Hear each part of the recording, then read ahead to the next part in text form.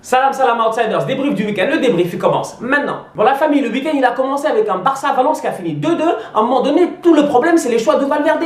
Mais Valverde, personne ne le comprend. Franchement, personne ne le comprend. Mec, Vidal, Rakitic, les deux au milieu de terrain, ça servait à quoi? Rakitic était à la place de Busquets, on a tous vu ça. Le mec était devant la défense, il a fait un très bon match. Vidal à côté, il n'a pas de vitesse, il ne sait pas courir, il ne prend pas de profondeur, il sert à quoi? Franchement, il sert à quoi? Le mec, il est statique comme jamais. Donc, du coup, je me dis, pourquoi à un moment donné, il sort Aleñá? Alors qu'Aleñá, depuis le début de la saison, à chaque fois depuis qu'il a commencé à jouer là, à chaque fois qu'on lui donne des chances, le mec, il fait des bêtes de match. Aleñá, il a une superbe vista, une belle vision de jeu. Pourquoi il sort? Franchement, c'est que Valverde, il fait des choix, tu comprends pas. Derrière, heureusement qu'il y a Messi. Mais Messi en première mi-temps, il est pas bon. Messi en première mi-temps, il est pas bon. Je suis désolé. C'est Messi qui perd le ballon. La contre-attaque, elle va très vite. D'ailleurs, Rodrigo, top player. Franchement, Rodrigo, il est très fort. Je sais pas qu'est-ce qu'il fait encore à Valence. Faut que quelqu'un vienne sauver. Sauvons le soldat Rodrigo. Franchement, sauvons le soldat Rodrigo. Le petit, il a une pointe de vitesse de malade. Il court comme jamais. Il a un contrôle de balle de malade parce que avec la vitesse à laquelle il courait, il aurait pu pousser le ballon trop loin. Il ne l'a pas fait. La passe pour Gamero, elle est parfaite. La frappe croisée de Gamero, elle est parfaite. Derrière, dommage que Gamero soit sorti sur blessure.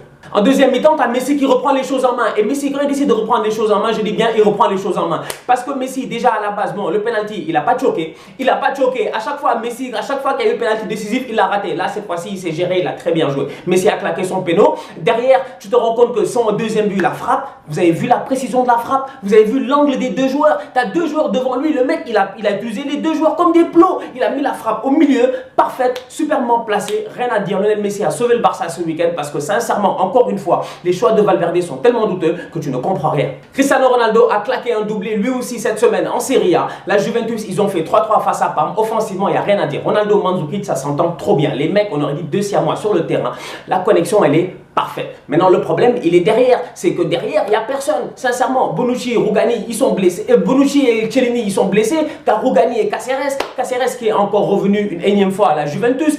Comment il s'appelle? Rougani, il est bien beau, il a marqué, oui, c'est bien. Mais après, derrière, tu sens encore que c'est jeune parce qu'ils se font bouffer par certains attaquants, des Djovan Zapata et des Gervinho. En passant là, matière de Gervinho ce week-end, elle était parfaite. Donc, du coup, je regarde cette équipe de la Juventus. Là, je me dis, là, elle a pris beaucoup de buts là, en 2 matchs. Je pense qu'elle a pris quoi? 6 buts, 7 buts, un truc comme ça en 2 matchs. Moi, je n'avais pas vu la Juventus prendre autant de buts. Donc là, il y a l'Atlético Madrid qui arrive. On va voir ce qui va se passer. Chelsea, ils ont battu Huddersfield 5-0. Sincèrement, ils ont très bien joué. Après avoir perdu 4-0 face à Bournemouth, Eden Hazard, il a fait un super match. Gonzalo Higuaín, il a claqué un doublé. Le mec, il a mis plus de buts qu'Olivier Giroud cette saison. On va savoir pourquoi. Moi, je le dis, je comprends pas pourquoi est-ce que Giroud, on l'appelle devant des Lacazette et des trucs comme ça. Le mec, il est champion du monde. On a compris. Franchement, on a compris. Mais on n'est pas obligé de forcer, quoi. Sincèrement, Deschamps, il force. Là, en ce moment, Deschamps, tu forces. Didier, tu forces. Franchement, Didier, tu forces. Bon, maintenant, soyons sérieux. Chelsea, ils ont gagné 5-0. Chelsea, ils ont bien joué. Chelsea va mieux. Maintenant, moi, sincèrement, je mets pour une chose. Azpilicueta, je veux le revoir en défense centrale. Là, il y avait David Luiz et Christensen. David Luiz a fait un bon match, il a marqué. Mais défensivement, encore une fois, tu vois que le mec, il est fébrile. Christensen, à côté, il est un peu plus serein. Mais pourquoi Azpilicueta, il ne revient pas en défense centrale? Franchement, je ne comprends pas pourquoi ils ont vendu Victor Moses. Parce que Victor Moses, en latéral droit, ça avait marché durant les 2 dernières saisons, surtout durant la saison avec Antonio Conte. Donc, à un moment donné, je regarde cette équipe-là et je me dis, il y a quelque chose. Il y a encore des ajustements tactiques à faire, mais Chelsea n'est pas encore mort. Manchester United a battu Leicester 1-0. United se reprend après avoir fait match nul là face à Burnley 2-2 cette semaine. Maintenant United offensivement ça va. Rashford il claque but sur but. Pogba il est en forme, il met des passes d'ess. Mais derrière, moi j'ai un problème. L'apport offensif de Luke Shaw et de Young, j'ai pas de problème. Franchement, offensivement les mecs ils sont là. Mais défensivement j'ai un sérieux problème parce que même face à Leicester tu vois leur lacune. Maintenant à un moment donné il faut qu'on soit sérieux. Les gars, dans quelques semaines ils vont jouer le PSG. Neymar n'est pas là, heureusement pour eux. Mais Mbappé et Di Maria sur les côtés, ça va très vite. Donc du coup United ils vont tenir comment? Tu vois bien le match face à Leicester, tu vois que Matic et Herrera ils sont obligés de couvrir leurs latéraux constamment. Mais après au PSG au milieu de terrain, tu auras Cavani qui va fatiguer les 2 gars dans l'axe. Donc je me pose certaines questions sincèrement. Je me dis cette équipe de United là peut être déséquilibrée juste parce qu'ils n'ont pas de bons latéraux qui sont capables de se gérer défensivement. On va voir ce que ça va donner dans 2 semaines. Mais sincèrement j'ai très hâte au match. En parlant du PSG, le PSG a perdu 2-1 face à Lyon. Bon écoutez la famille sincèrement, Lyon a gagné 2-1.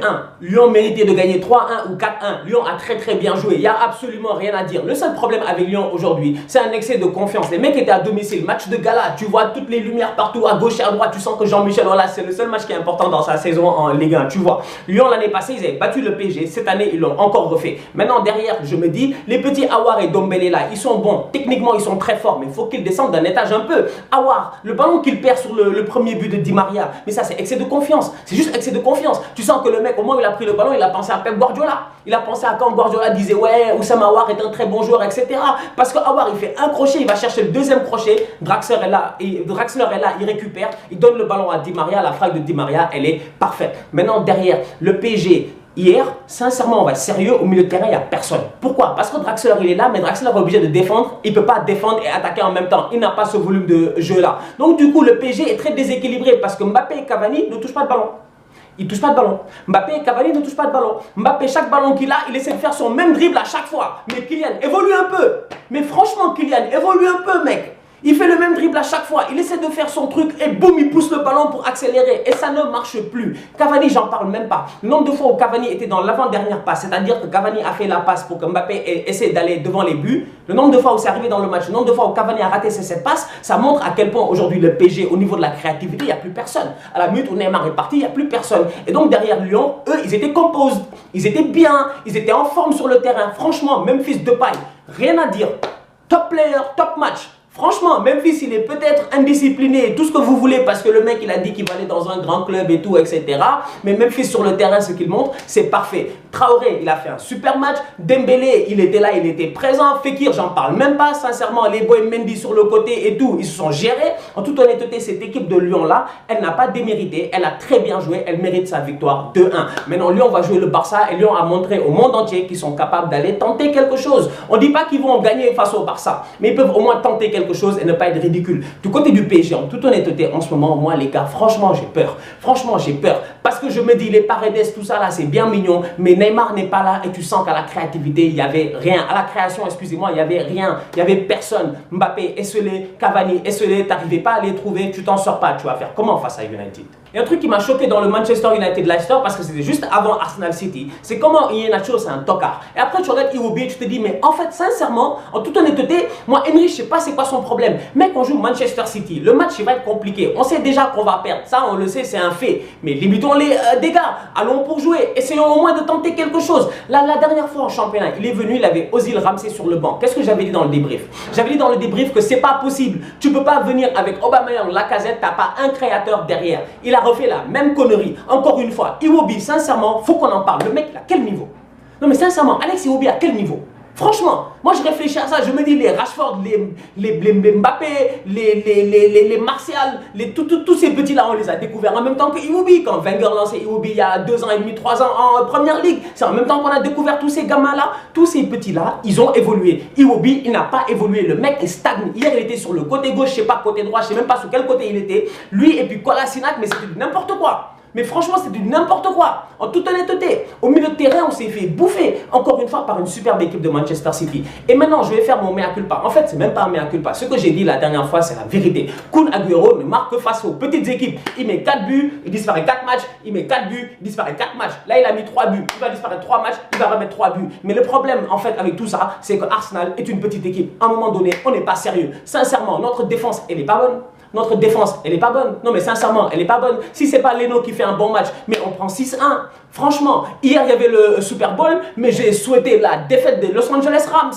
Mais j'ai souhaité la défaite des Los Angeles Rams en toute honnêteté parce que le propriétaire des Rams, c'est le propriétaire d'Arsenal. Et à un moment donné, ce mec-là, Stan Kroenke, en plus ça me fait mal, on a le même nom. Stan Kroenke, il n'est pas sérieux. Le mec, il met des millions et des millions de dollars là-bas et chez nous, il met que dalle. Et ça nous coûte cher. Et maintenant, moi, j'ai envie de parler aux Américains. Les gars, gérez-vous. Vous parlez beaucoup trop. Les Américains, à chaque fois, ils viennent, ils font comme, yeah, you know, the problem with soccer is that there is not enough goals. Y'all play 90 minutes and then y'all don't score goals. So it's so boring.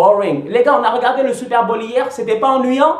4 cartons, il n'y avait pas de touchdown. Mais franchement, aucun touchdown. Le Super Bowl Catenaccio à l'italienne, les gars étaient à 0-0 pendant je sais pas combien de temps. Je me suis dit, mais arrêtez à un moment donné, gérez-vous, franchement. Bon là, j'ai même oublié ce que je disais. Non, ils m'ont trop fâché les Américains hier, franchement. Donc c'est ça. Donc Manchester City, hier, ils ont géré le match. Pep Guardiola, à un moment donné, je me dis, le gars, tactiquement parlant, quand même, Guardiola, il est fort. Il tente des choses, personne n'ose. Hier, Fernandinho, vous avez remarqué, quand City avait le ballon en position offensive, Fernandinho était dans sa position normale. Tu vois, le mec en 6/8. Mais quand City était en position défensive, Fernandinho était dans l'axe central. Vincent Kompany, il ne joue que les grands matchs. Le mec, il arrive à garder tout le monde concerné. Le seul bémol en ce moment, c'est Riyad Mahrez. Mahrez a disparu. Mahrez, il a disparu. Mahrez, ça va plus bien. Parce que derrière, tu as un Sterling qui est au top de sa forme. Parce que les gars, on va être sérieux. J'ai dit notre défense n'est pas bonne. Mais Lichtsteiner hier, il s'est fait tuer. Mais Lichtsteiner hier, en fait, il s'est fait tuer. Mais Sterling a failli le tuer. Sterling, nombre de fois que Sterling était dans son dos. Sterling était constamment dans le dos de Lichtsteiner. Les passes décisives de Sterling là, c'était du n'importe quoi. Même à un moment donné, David Silva, il rate une passe d'ess facile. Donc je me dis, cette équipe d'Arsenal là, défensivement, elle n'est pas là face à une équipe de City qui avait un Kevin De Bruyne qui revient. Kevin De Bruyne, tu sens qu'il revient de blessure. Tu sens qu'il est lourd sur le terrain. Tu sens que le mec, il est un peu fatigué. Et même malgré ça, il nous a tués. Même malgré ça, il nous a tués. C'est que c'est un De Bruyne à 60% qui est venu nous tuer. Franchement, non, on n'a pas le niveau. Je vous dis, cette équipe d'Arsenal-là n'a pas le niveau. Ils sont beaucoup plus forts que nous. Maintenant, Manchester City frappe à la porte de Liverpool, qui joue là d'ailleurs dans quelques minutes. Le match de Liverpool, on va en parler cette semaine parce qu'il y a un débrief avec le Classico et tout. Vous inquiétez pas, les gars, on est là. Mais sincèrement, je regarde cette équipe d'Arsenal-là et je me dis, Stan Kroenke là, si tu continues à dépenser des millions dans le football américain, s'il te plaît, vends notre club donc. Vends notre club, rends-nous notre club, tu vois. Laisse-nous payer ce qu'on peut. Parce que c'est pas du tout normal. En ce moment, Emery, il essaie de faire ce qu'il peut et il se vingérise. Pourquoi? Parce que tout le monde joue hors de position, parce qu'il n'a pas les bons joueurs. Et ça, c'est difficile, c'est vraiment pathétique. Et sincèrement, ça m'a fait mal. Encore une fois, une autre défaite face à un prétendant au titre. L'Atlético Madrid a perdu 1-0 à l'extérieur face au Betis Séville sur un penalty de Sergio Canales. Le seul dénominateur commun qu'il y a entre la défaite et l'Atlético Madrid, c'est le fait que Morata était sur le terrain. Franchement, le mec, il est là, toujours aussi tocard, donc du coup, rien ne change. Il y a un Classico dans 3 jours et sincèrement, il faudrait que Ceballos y joue parce que Ceballos, au milieu de terrain, le mec, il s'impose. Il fait ses matchs, il est généreux, il court partout, ça fait plaisir. Vinicius, franchement, Vinicius, c'est un top player. Alors là, Vinicius, encore une fois, ce week-end, le mec, enfin, il est récompensé. Enfin, il marque. Je pense que c'est son deuxième but, un truc comme ça. Il n'a pas beaucoup marqué. Il n'y a que ça qui manque dans son jeu. C'est la finition. La vista, il l'a. La vision, il l'a. Les passes, il les a. La passe qu'il fait ce week-end. Mais la petite passe qu'il fait entre les jambes du défenseur pour la donner au petit Reguilón, elle est parfaite. Le centre des Reguilón, il est parfait. La finition de Benzema, j'en parle même pas. Karim, il est en confiance. Il tente du n'importe quoi. Les frappes à gauche, à droite. Il tente. Il n'a plus peur. Ça fait plaisir. Maintenant, Santiago Bernabéu, vous avez entendu?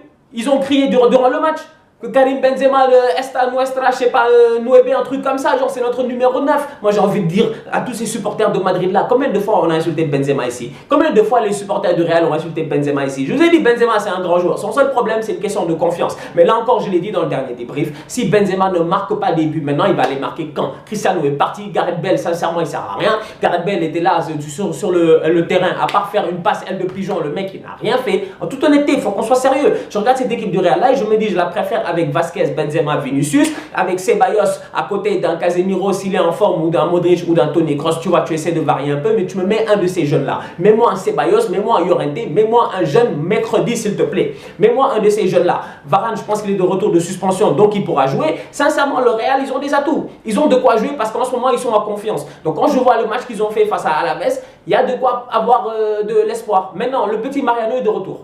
Enfin, on l'a revu. Il est revenu, il a marqué direct pour nous rappeler qu'il n'était jamais parti. Ça fait plaisir, sa tête, elle est parfaite. Donc du coup, cette équipe du Real là, en sachant que les mecs reviennent de blessures, que l'effectif est en train de se recomposer, j'ai l'impression de revoir le Real en mode Super Saiyan. Les mecs sont, je te dis, le Real c'est comme un phénix.